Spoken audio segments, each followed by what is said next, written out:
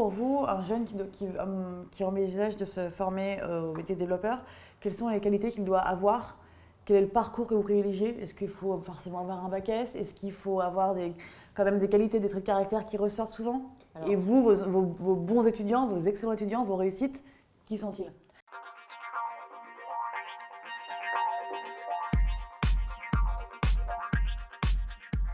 Alors, je crois qu'il n'y a pas de profil type au départ pour devenir développeur. Moi, je m'en aperçois parce qu'effectivement, on a des étudiants, nous, dans notre école, on a une première année de tronc commun où ils vont découvrir le développement web, mais également le web design, le marketing, bon, tous les métiers dont on a parlé, du numérique. Et finalement, au cours de cette première année, certains se découvrent soit un goût, voire une passion, voire des prédispositions pour le développement. Donc aujourd'hui, on ne peut pas, a priori, je pense, se dire que tel ou tel profil de lycéen ou d'étudiant sera meilleur ou pas pour le code. Il faut rester quand même très, très ouvert et sentir que c'est accessible à tous. Je prenais l'exemple d'un bac L chez nous qui a un parcours merveilleux en dev. Donc, c'est quelque chose une fille, en plus une fille qui sort de L qui va en dev. Alors c'est quand même au-delà des stéréotypes qu'on peut avoir. Les filles sont souvent de très bons programmeurs. Complètement. Vraiment. Et je pense que bon, il faut évidemment des qualités de rigueur, toutes les qualités propres à cette rigueur qu'exige le code. Maintenant, je pense que c'est très compliqué de cataloguer ça à des profils types. Ce sont souvent des métiers de passionnés, parce que c'est quand même parfois ingrat au démarrage, mais ça donne tellement de satisfaction et très rapidement que beaucoup d'étudiants se plaisent dans cette filière. Après, je pense que voilà, les bons développeurs, on en a parlé tout à l'heure, au-delà de leurs compétences techniques, ils doivent avoir cette capacité à comprendre des enjeux, cette capacité relationnelle, ces qualités relationnelles, à expliquer ce qu'ils font, pourquoi ils le font, et à prendre en compte les contraintes qui vont être autour d'eux dans un projet et les intégrer dans leur propre projet. Voilà, je crois que c'est cette capacité aussi à interagir, à utiliser leurs compétences qui va être aujourd'hui très appréciée des entreprises et des recruteurs. Donc voilà, je ne pense pas forcément de profil type, mais surtout laisser aux jeunes la possibilité de se découvrir éventuellement une passion pour ces sujets, sachant qu'on est dans des métiers et dans nos écoles vers des enseignements qui sont en vraie rupture par rapport à ce qu'ils ont fait jusqu'en terminale. Oui. Nous, à l'EMI, en première année, à part 2-3 matières comme l'anglais, l'expression écrite et orale, la culture générale, c'est 10 enseignements totalement nouveaux. Donc il faut leur laisser le temps aussi de savoir que voilà, il va y avoir des métiers différents, des compétences différentes, qu'elles vont être proches les unes des autres.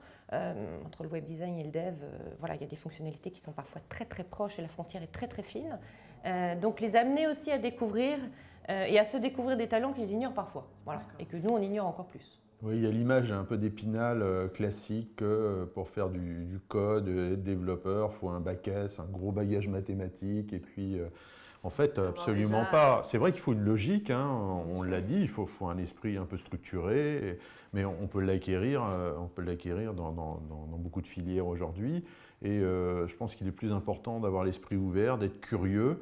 Contrairement, encore une fois, à une idée reçue qu'on va avoir quasiment un autiste dans un petit coin, dans une salle sombre, on parlait tout à l'heure, c'est quelqu'un qui, au contraire, doit être relativement sociable, être intégré au sein de l'équipe, être capable de dialoguer avec l'infographiste, avec le chef de projet, etc. Donc, et là, du coup, on ouvre les profils et toutes les compétences, je dirais, naturelles des personnes, eh bien, vont être intéressantes dans ce type de métier.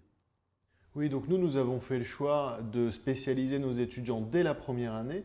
Donc on a des étudiants dès la première année qui choisissent donc les web technologies, qui est notre filière autour du développement web. Je suis tout à fait d'accord sur le fait qu'on va de toute façon découvrir des étudiants qui vont, après un lycée ou un collège dans lequel ils ne se seront pas forcément très bien sentis, le développement, et d'ailleurs ils découvrent souvent le développement de leur côté pendant leurs années lycée, comme une passion, comme quelque chose qui les intéresse, parce qu'Internet est aussi plein de possibilités pour mettre le pied à l'étrier et se lancer en découvrant un peu tout ça. Nous, on arrive, on restructure ce qu'ils ont appris, on professionnalise tout ça. Et déjà, c'est très intéressant de voir qu'on transforme une passion ou un intérêt en un métier. Ce n'est pas possible dans tous les métiers, malheureusement. Pour celui-là, c'est possible.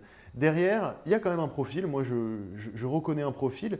Il faut une certaine curiosité, bien sûr, un esprit logique, pas un bagage en maths très important. On n'a pas besoin d'être très bon en géométrie, d'être très bon, mais quand même être capable d'appréhender des problèmes logiques, ou au moins de s'y intéresser, parce qu'ensuite ça s'apprend. Mais ça peut se voir, par exemple, des étudiants qui vont aimer les énigmes, qui vont aimer les jeux vidéo autour de la recherche, autour de l'intelligence, de la réflexion. Donc ça, c'est déjà des bons points. Ensuite, on a évidemment des surprises, mais de manière générale, être capable de travailler beaucoup, être capable de s'impliquer beaucoup, être courageux, parce qu'au début, ça peut être difficile. Ingrat, comme vous disiez, ouais. Oui, je ne dirais pas ingrat, mais en tout cas, ça peut être parfois un peu décourageant au départ quand on découvre quelque chose de complètement nouveau.